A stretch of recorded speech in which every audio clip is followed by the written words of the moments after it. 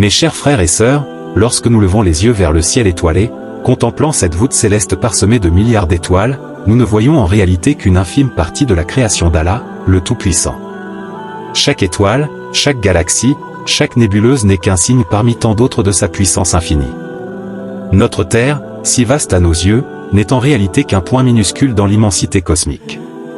Le Soleil, cette étoile gigantesque qui éclaire notre système solaire, pourrait contenir 1,3 million de planètes de la taille de la Terre. Pourtant, notre Soleil n'est qu'une étoile moyenne parmi les milliards qui composent notre galaxie, la Voie lactée. Et cette galaxie elle-même n'est qu'une parmi les 2000 milliards de galaxies estimées dans l'univers observable. Ces chiffres astronomiques devraient nous faire réaliser à quel point notre existence est minuscule devant la magnificence de la création divine. Mais ce qui est encore plus fascinant, c'est que tout cet univers visible ne constitue que le premier des 7 cieux créés par Allah, le Tout-Puissant. Le prophète, paix et salut sur lui, nous a décrit la distance entre chaque ciel comme si immense qu'elle nécessiterait 500 années de voyage à une vitesse inconcevable. Cette échelle dépasse totalement notre entendement humain. Pour nous aider à comprendre cette grandeur inconcevable, notre bien-aimé prophète, paix et salut sur lui, nous a offert une parabole saisissante. Les 7 cieux et les 7 terres comparés au Kursi, le repose-pied, d'Allah ne sont que comme un anneau de fer jeté dans un désert immense.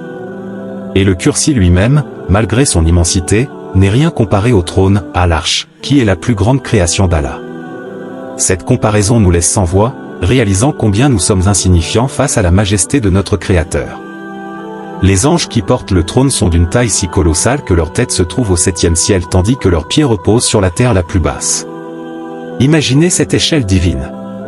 Et pourtant, malgré cette grandeur cosmique, Allah, le Tout-Puissant, dans son infinie miséricorde, se soucie de chacune de ses créatures, du plus petit insecte au plus grand des cieux. Cette attention particulière envers sa création montre combien il est Al-Latif, le subtil, et Ar-Rahim, le tout miséricordieux. La diversité de sa création sur Terre témoigne également de sa sagesse infinie.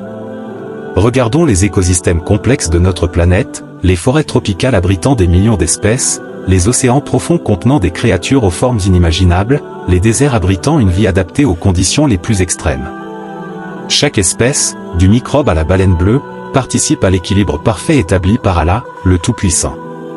Les couleurs éclatantes des poissons tropicaux, les motifs complexes des ailes de papillons, le chant mélodieux des oiseaux, tout cela n'est pas le fruit du hasard, mais la manifestation de la beauté qu'Allah a insufflée dans sa création. La diversité humaine elle-même, avec ses différentes couleurs de peau, ses langues variées, ses cultures riches, reflète la volonté divine de créer une humanité multiple mais unie dans son adoration. Chaque être humain, quelle que soit son origine, porte en lui une âme créée par Allah, destinée à le connaître et à l'adorer.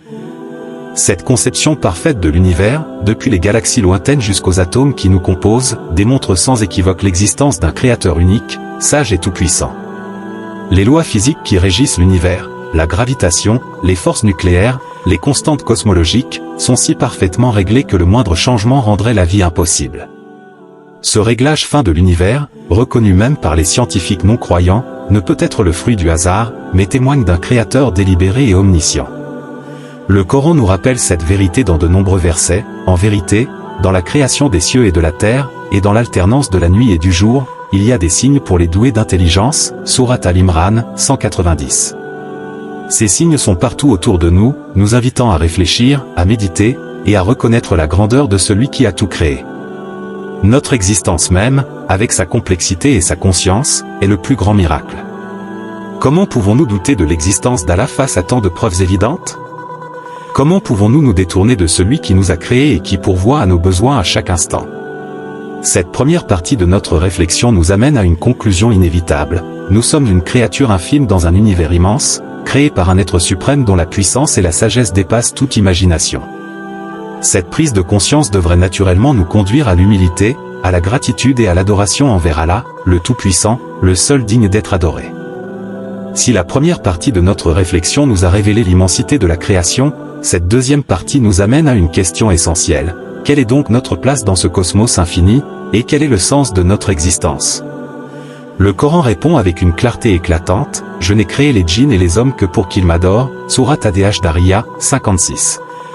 Ce verset fondamental établit le véritable but de notre présence sur cette terre. Mais comprenez bien, mes chers frères et sœurs, l'adoration ici ne se limite pas au simple rituel, elle englobe chaque aspect de notre vie, chaque pensée, chaque action, chaque intention. Lorsque nous saisissons l'immensité de la création d'Allah, le Tout-Puissant, nous réalisons que notre véritable valeur ne réside pas dans notre taille physique ou notre puissance matérielle, mais dans notre capacité à reconnaître notre Créateur et à nous soumettre à sa volonté.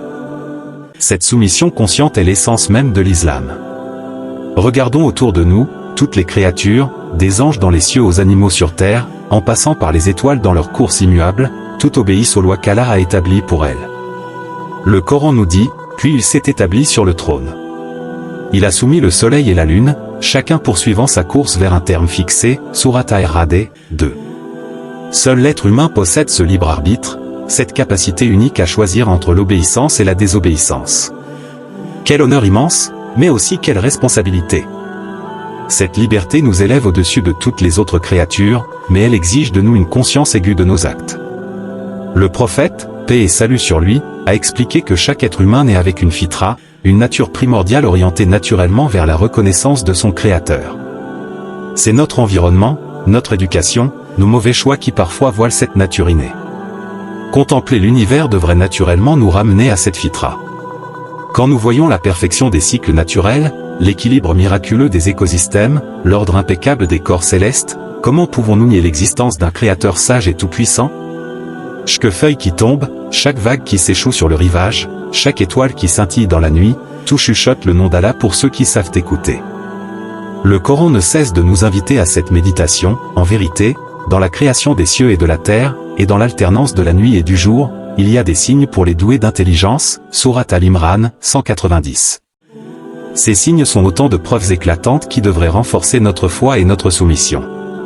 Notre véritable grandeur en tant qu'être humain réside dans notre capacité à reconnaître notre petitesse devant le Créateur de l'univers. Plus nous prenons conscience de l'immensité divine, plus nous devons nous humilier devant sa majesté.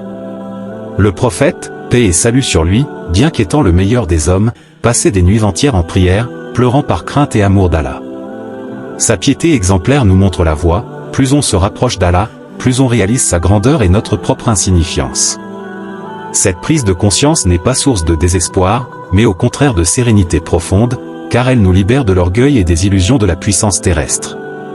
Dans notre monde moderne, nous sommes souvent fascinés par les réalisations humaines, les gratte-ciels qui percent les cieux, les technologies qui relient les continents, les découvertes scientifiques qui repoussent les frontières du savoir. Mais toutes ces réalisations, si impressionnantes soient-elles, ne sont que l'exploitation des lois et des ressources que Allah a créées. L'intelligence humaine elle-même est un don divin. Le véritable progrès ne consiste donc pas à s'enorgueillir de nos accomplissements, mais à utiliser tous ces moyens pour mieux servir notre Créateur et contribuer au bien-être de sa création. Chaque découverte scientifique devrait en réalité renforcer notre émerveillement devant l'œuvre du Créateur, comme l'exprimait si bien le physicien Albert Einstein, « Plus j'étudie la science, plus je crois en Dieu ». Notre devoir fondamental se décline en plusieurs obligations. Premièrement, la reconnaissance, chouk.